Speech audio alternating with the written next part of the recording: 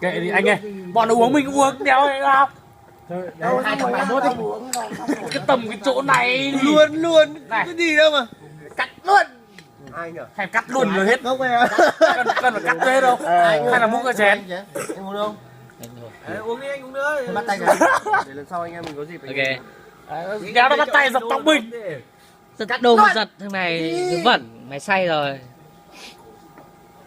Thôi thằng Hòa một làm hấp canh đi cho nó xuôi đi. Đấy, ăn mì đi. Ăn đi. Khốn lắm. Mẹ, cái lồn mẹ mày à. Đéo thích.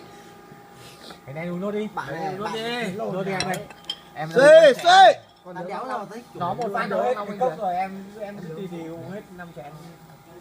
Phực bắt hết là xong. Cho nó Nói chung là anh em mình nó đúng thôi. Đấy là nó phải chuẩn. Bạn đổ phát rồi cốc mà nốc một phát hết luôn. Làm phát hết. mẹ mày nói được làm được đúng không? Bịt mẹ. Đấy thì làm như lúc đầu thôi. Phải làm. Tao nói xong tao làm luôn, tao ngồi như này.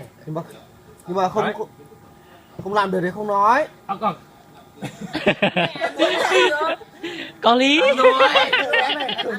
ăn mì rồi, em ăn mì rồi. Không. Đừng có bảo nhá. Nhưng mà tao đéo thích cái kiểu ở đây. Mẹ đừng có vớ vẩn. Chuẩn bị túi ni lông nhá. Đưa anh vào thuốc. Quay này, đừng vớ vẩn. Mày dừng chạm hơi nhiều đấy. Nói thuốc nào? Lại nhá. Hơi nhiều đấy. Không biết. À vâng. Đây, không có cái gì thật thôi. Nhưng mà tao đéo thích đầu đấy. Em cần phải lấy cái đấy. Có chứ, lửa của anh mà. Không thể mất được bật lửa. Bật lửa anh đâu? Có ai? Bật lửa anh đâu? Anh em thì phải mất rồi. Anh em rồi. Bật lửa anh đâu nào? Bật lửa anh đâu? Không